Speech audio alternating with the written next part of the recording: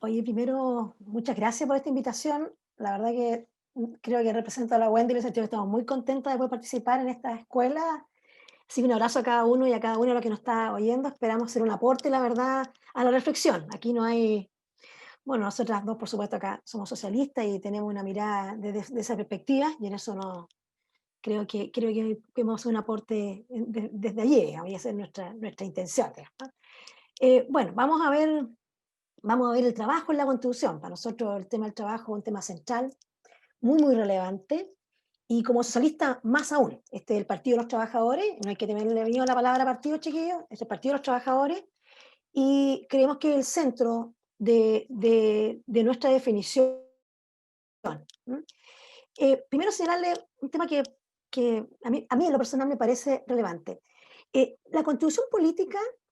Estamos hoy día, ¿verdad?, en un periodo bien, bien interesante. Vamos a generar una nueva constitución. Una nueva constitución, esa nueva constitución no es solo un papel, es un diseño del orden social que queremos, ¿ah? Pero solamente quería plantearle un tema que me parece importante para luego entender cómo nos vamos a ir bajando. Y es que las constituciones políticas, todas a nivel mundial, ¿no es cierto? Todas las constituciones políticas, en general tienen muchos capítulos, pero uno podría como agruparlos básicamente en tres. En algunos países le llaman las bases, acá en Chile le llamamos las bases de la institucionalidad, puede ser, tiene distintos nombres, que es el capítulo uno. Es ahí donde se diseña, se establece, más que diseña, se establece el país que uno quiere. Ahí se establecen los principios que queremos que se garanticen, que sea el principio que vayan, ¿verdad?, permeando toda la constitución en sí. ¿Ah? Aquí están los valores, no solamente respecto al tema de la estructura en términos de país y, ¿verdad?, el tipo si es democrático, ¿no? Bueno, obviamente va a ser democrático, pero me refiero a que, ¿verdad? Sino que básicamente el país que queremos. Es aquí, chiquillos y compañeros y compañeras, que está toda la gran definición, por ejemplo, de los principios de igualdad, de libertad, de solidaridad, pero también esto que se puede aparecer, ¿no es cierto?, bajo un mero título, también cuál es el peso y prioridad que le vamos a dar a cada uno de ellos, entre ellos incluso. ¿Ah? Entonces, la igualdad frente a la libertad, ¿no es cierto? ¿Qué concepto de igualdad, qué concepto de libertad?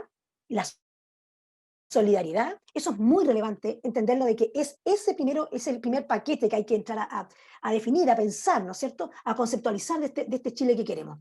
Luego viene los derechos que queremos garantizar en relación a esto que primero hemos definido. ¿Ah? Entonces, si queremos, ¿no es cierto?, un mayor concepto de solidaridad frente a la libertad individual, por ejemplo, ¿no es cierto? Entonces, ¿queremos libertad? Sí, pero ¿cuánto respecto a la solidaridad? ¿Qué pesa más? ¿La libertad individual o la solidaridad? En ese contexto, este juego, es que uno dice, ya, queremos tal cosa, entonces, por tanto, desde ahí garantizamos, enumeramos derechos, seguramente eso va a pasar, ¿no es cierto? Pero además, ¿cuál es el peso que le damos relativo entre uno y ellos? Luego, de hecho, eso ya la tercera parte, digamos, de alguna manera, de la reflexión, uno genera como constituyente, o debiera generar como la institucionalidad que nos sirva para garantizar aquellos derechos que respeten los principios y valores que ya nos definimos en las bases, ¿no es cierto?, principios del marco del Chile que queremos. Eh, Hago esta breve introducción que me parece importante para efecto de entender que no vale lo mismo dónde está cada, cada concepto, cada institucionalidad. Bueno, nosotros con la Wendy somos abogados, quizás aquí no tengo idea si hay alguno aquí también presente, sabemos perfectamente, hemos tenido trabajo legislativo en nuestra experiencia laboral y sabemos perfectamente que un punto seguido, una coma, chiquillo, una palabra puede cambiar todo un sentido, todo un sentido. Entonces es muy relevante, ¿no es cierto?, en términos de poner atención en esta cosa al momento de hacer una reacción final, si es que alguno de aquí los presentes va a ser constituyente o no. El plazo está hasta el 11 de enero. Aún hay patria ciudadana, así que no remartemos los que quieran participar, digamos, en el sentido. Vamos a ir avanzando en ese cuento. Bueno, nosotros estamos en este taller, ¿no es cierto?, viendo el tema del trabajo. Eh, Nosotros estimamos de que creemos que al momento de pensar este nuevo Chile, creemos que es muy relevante colocar el trabajo como centro del orden social, de la convivencia social. Porque, porque en general nuestras vidas están marcadas por esto, por las condiciones del trabajo, por las jornadas de trabajo, por la forma como pagan, ¿no es cierto? Yo les voy a decir voy a dar un ejemplo de la vida cotidiana que creo que pueden ejemplificar mejor esto. Si el día tiene 24 horas, ¿no es cierto? Y 8 son para dormir, quedan 16 para distribuir, ¿no es cierto? Por lo tanto, si la jornada laboral tiene, hoy día tiene 8, estamos tratando de bajar la verdad de 45 a 40, pero si estamos hablando de jornada de trabajo, las reales, ¿verdad? Entre 10 y 12, para que estamos con cosas extraordinarias, entre 10 y 12, nos están quedando 6 o 4 horas disponibles, ¿verdad? Para traslado de la casa, las labores domésticas, atención de enfermos, cómo se concilia eso entre hombres y mujeres muy distintos, ¿verdad? Para el ocio, ¿por qué no? Para la capacitación, para la formación política, gremial, sindical, para estudiar, en fin. Entonces, tú te das cuenta que cómo está ordenado el tema laboral define no solamente el ámbito de estas 8 o 10, sino toda mi vida, está ordenada desde allí. ¿Ah? La forma que me pagan, la misma forma, la mismo tema, ¿no?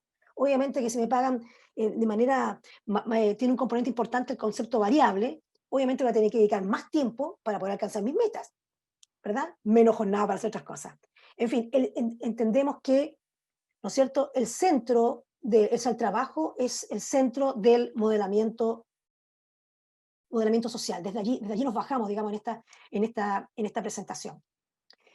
El trabajo como tal en la historia constitucional chilena ha sido muy precario, muy, muy, muy, muy precario, muy incipiente además. O sea, en la vía constitucional desde 1810 a 1833, que son varias constituciones que no se asentaron nunca, digamos, ustedes bien saben, la constitución, ¿no es cierto?, de 1833 fue la primera fuerte, primer pilar jurídico, ¿no es cierto?, que duró casi 100 años, hasta 1925, ¿verdad? ¿Ah?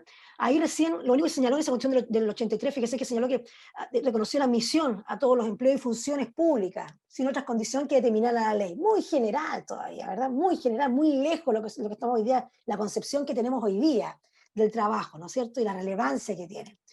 Recién la constitución del 25 ya se abrió ya a la protección del trabajo, protección de la industria también, y a las obras de previsión social.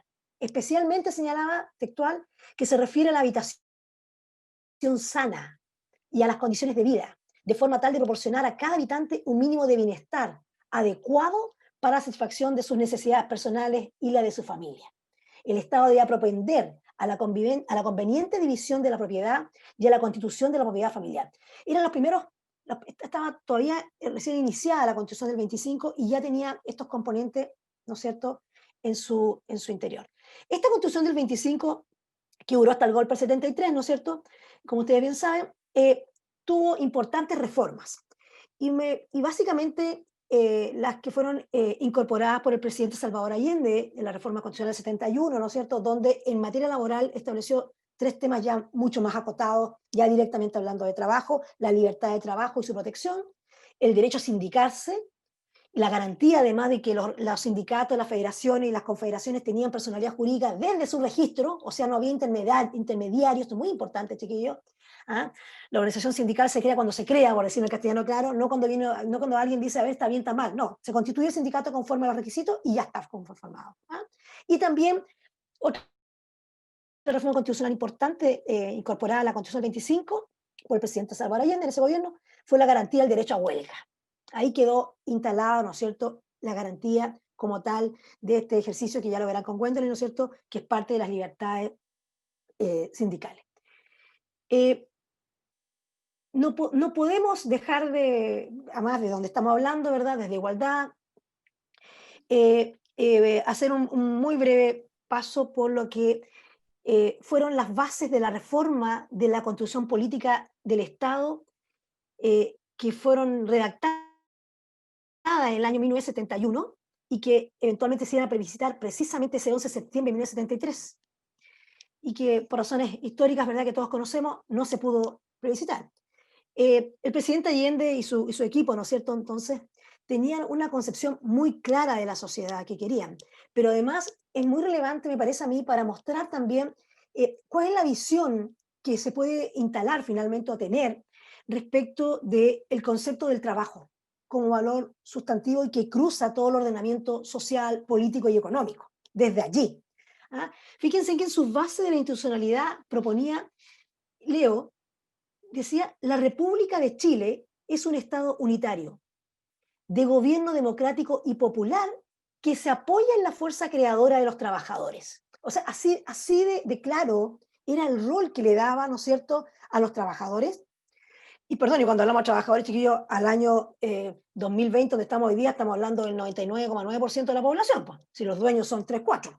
No solamente todo Chile, sino que en general, ¿verdad?, quiénes son los dueños, que tienen el rol, ¿verdad?, de empleador, de empresario, por tanto, quienes contratan a trabajadores, trabajadoras, ¿no es cierto?, en cualquier calidad, ¿verdad?, son un porcentaje mínimo. Entonces, cuando hablamos de la fuerza creadora de los trabajadores, seguramente a lo mejor un concepto de obrero ya no es ese concepto, estamos hablando hoy día, el 2020, estamos hablando del 98-99% de la población, ¿verdad? En esa constitución, en esa base de la reforma que no logró presentarse, estaba definida, incluso definía un concepto de trabajador, definió el concepto de trabajo y el concepto de trabajador.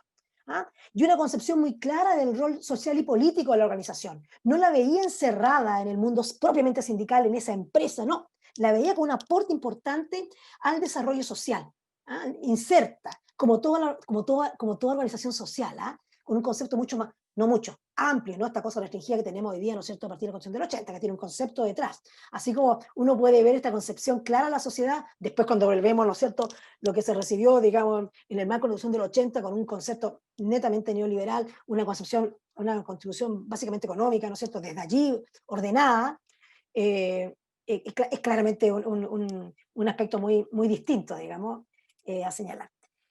Eh, bueno, desde esta noción, ¿no es cierto?, es que nosotros proponemos que en la Constitución haya un reconocimiento explícito al valor del trabajo, pero no restringido a como está hoy a estos derechos que les señala esta segunda parte, ¿no? Que es tan relevante con la primera, no digo que no, ¿no?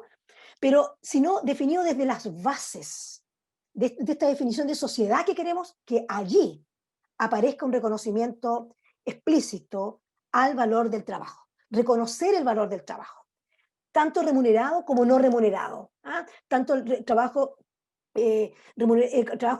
amplio, en un concepto amplio, no solamente formal.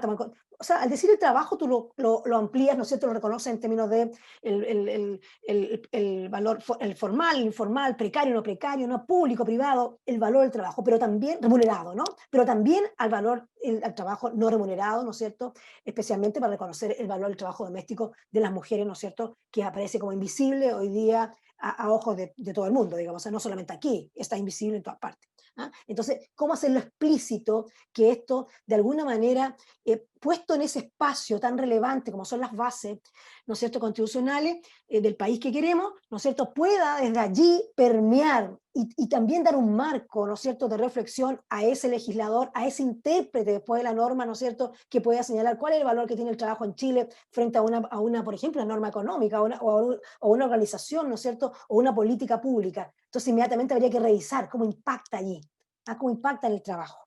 ¿Ah? Entonces, creo que creemos que es muy relevante poder colocarlo de esa perspectiva. ¿Ah?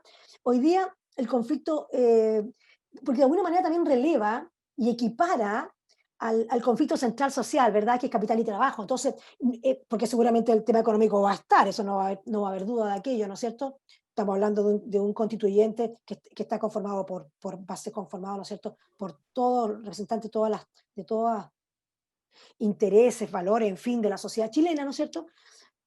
Esperamos que más cargadito por un lado que para el otro, como siempre, ¿no es cierto? Pero entendemos que eso va a ser así y por lo tanto es necesario, creemos que hay un peso al interior bueno, primero el peso del constituyente, si no estamos hablando, si no, no vamos a tener nada, pues, chiquillos, pero un peso además constituyente, un peso claro y explícito en la constitución para efecto de equilibrar este tema de capital y trabajo. ¿Ah? Hoy día en general este conflicto se invisibiliza, ¿verdad? Se trata de ocultarse, no le gusta hablarse mucho de ello. Pienso hoy día incluso se han cambiado los nombres, ya no se habla de trabajador, se habla de colaborador.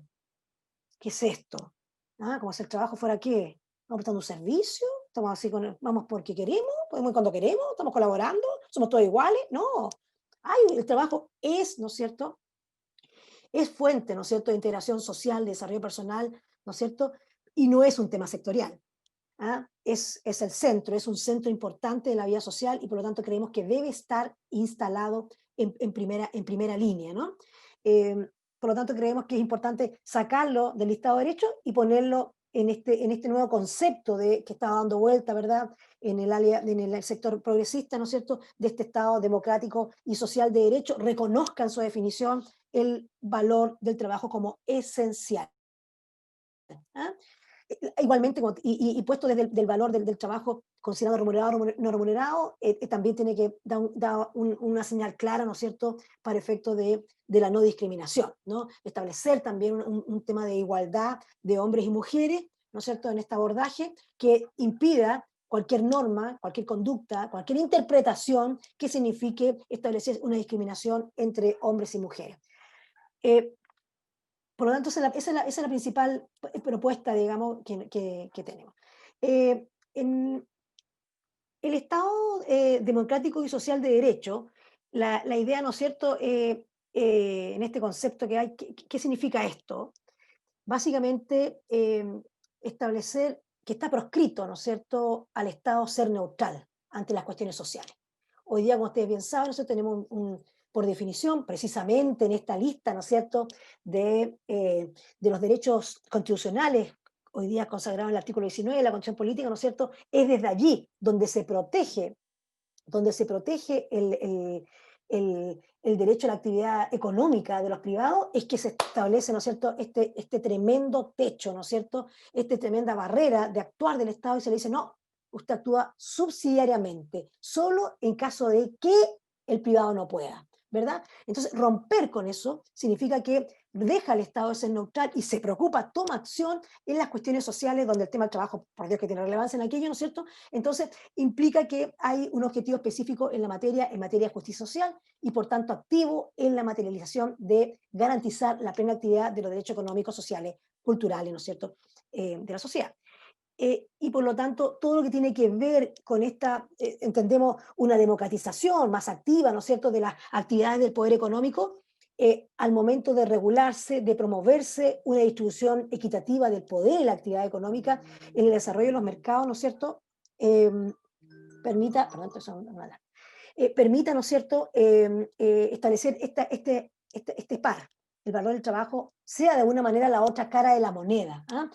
Que esta distribución del poder que se hace en la constitución política, chiquillos, se me imagino que esto a lo mejor lo han visto ya en otras clases, pero la constitución política tiene un fuerte componente de distribución del poder hombres y mujeres, del poder, ¿verdad?, el poder económico, también del poder centralizado respecto a las regiones y de las regiones de lo local, en fin, es una distribución de poder y también de riqueza económica.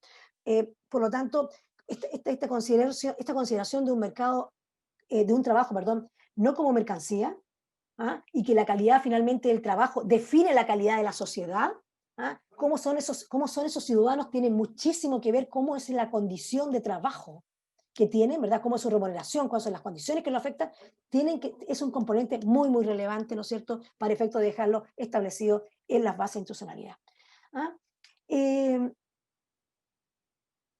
¿Qué avance, que se avance en la democratización, perdón, de las actividades económicas, significa que deben entregarse, por tanto, herramientas jurídicas eficientes para poder distribuir esa riqueza y equiparar la fuerza de capital, ¿no es cierto?, y el trabajo y trabajadores, ¿no es cierto?, y por eso es tan relevante el tema de negociación colectiva y huelga, ¿no es cierto?, que lo van a ver más adelante con la Wendo, pero que en este caso, ¿no es cierto?, por qué son relevantes? Bueno, precisamente porque la negociación colectiva es la principal herramienta de distribución de riqueza, ¿no es cierto?, es tan importante como la política tributaria, la política laboral en materia de negociación colectiva y toda la libertad sindical garantizada es el mismo peso, porque de ahí se puede, es una herramienta para distribuir, ¿no es cierto?, la riqueza producida por el trabajo, ¿no es cierto?, una distribución equitativa y justa, ¿verdad?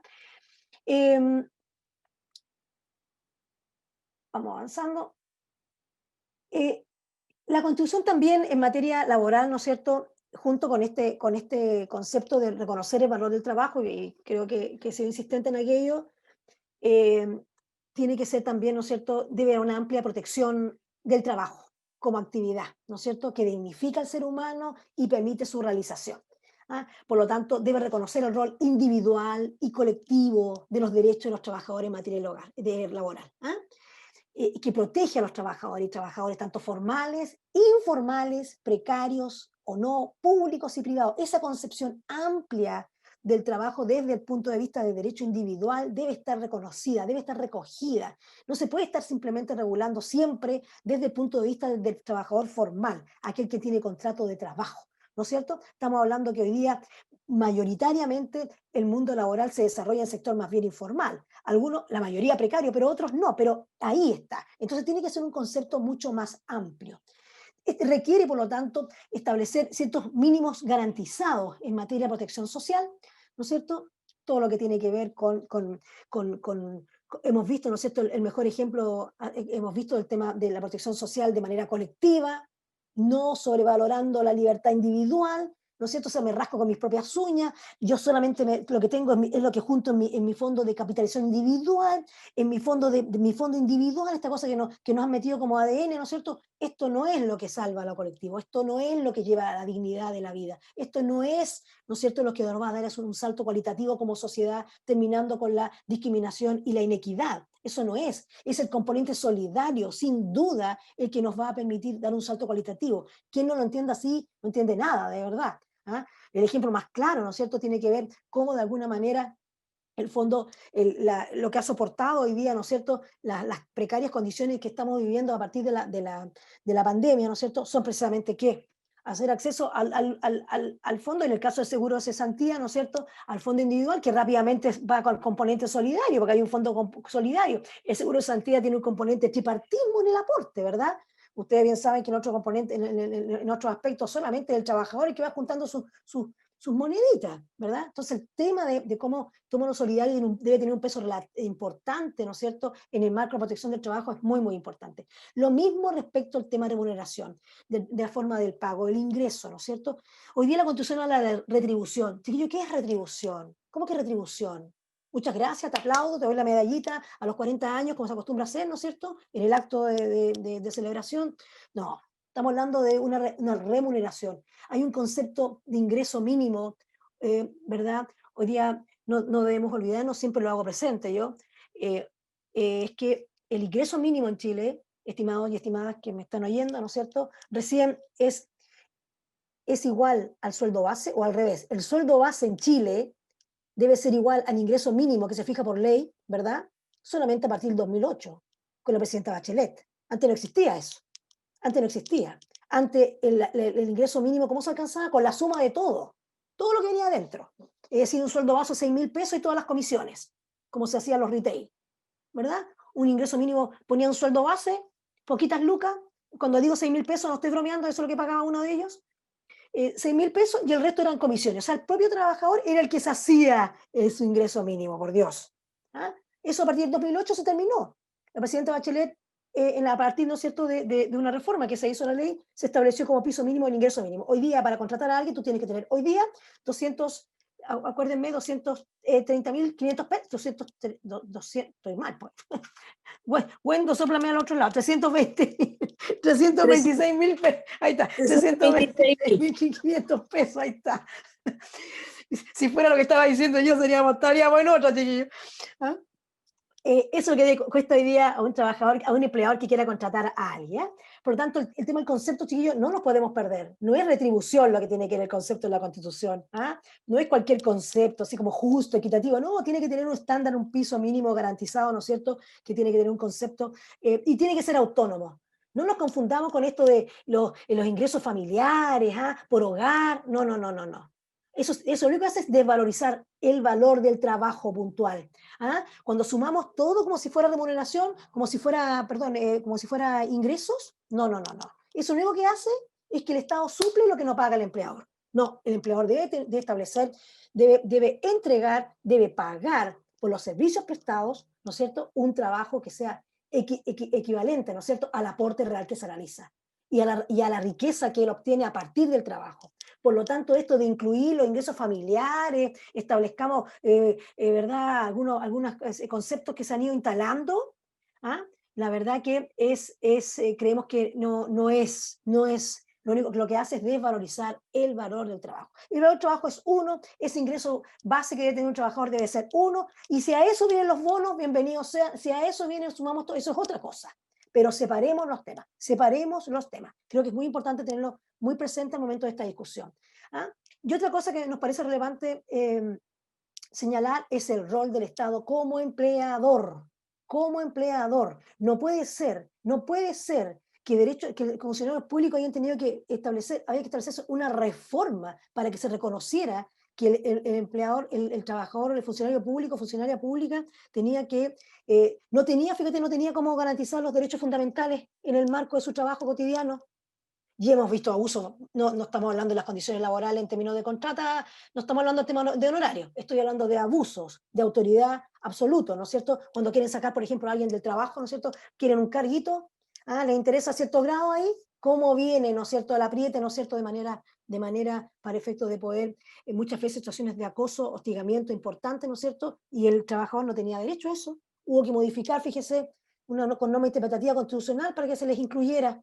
Entonces, hay que colocar en esa constitución el rol del Estado, no solamente este Estado, este gran Estado, ¿verdad? Este Estado garante de los derechos, ¿verdad? Este Estado protector que uno aspira a eso, ¿verdad? Sino que el rol del Estado como empleador. Y por lo tanto debe respetar derechos, derechos individuales y colectivos de sus funcionarios, de sus funcionarias, aunque sea otro estatuto. No tiene que ver con eso, tiene que ver con el rol del Estado en esa materia. Eh, todo esto de los derechos fundamentales, que hago una pincelada, el tiempo es corto para poder hablar de todo lo que uno quisiera, tiene que ver con lo que hoy día se conoce como la ciudadanía laboral, ¿no? La ciudadanía laboral, es decir, que mis derechos garantizados en la Constitución no pueden ser cercenados, ¿no es cierto? No pueden ser impedidos de mi ejercicio al momento de que yo hago el marcaje de reloj control, ¿no es cierto? Marco mi contrato y quedo como a la soberanía de este empleador, ¿verdad? Que, por cierto, tiene facultades para efectos de organización, de administración, de establecer estas normas internas, ¿no es cierto? Para poder ejercer, llevar a cabo su empresa, ¿no es cierto? Su objetivo empresarial, sin duda que eso no está en cuestión, pero sí eso tiene un límite importante que es la ciudadanía laboral que se expresa en el respeto de los derechos fundamentales. Y el principal, la no discriminación, ¿verdad? El principal, la no discriminación y el respeto a la integridad física, psíquica, la honra, en fin, los derechos que están garantizados, ¿no es cierto?, en la Constitución política, ¿no es cierto?, en esa materia. Y por supuesto, garantizar también lo que dice relación con los derechos colectivos, ¿no es cierto?, que son esenciales para efectos de poder avanzar y profundizar, entregar más fuerza al mundo sindical, ¿no es cierto?, al mundo de los trabajadores, para efectos de poder garantizar un avance sustantivo en la mejora de las condiciones laborales eh, de tantos chilenos y chilenas que se desempeñan en distintos ámbitos del quehacer nacional laboral.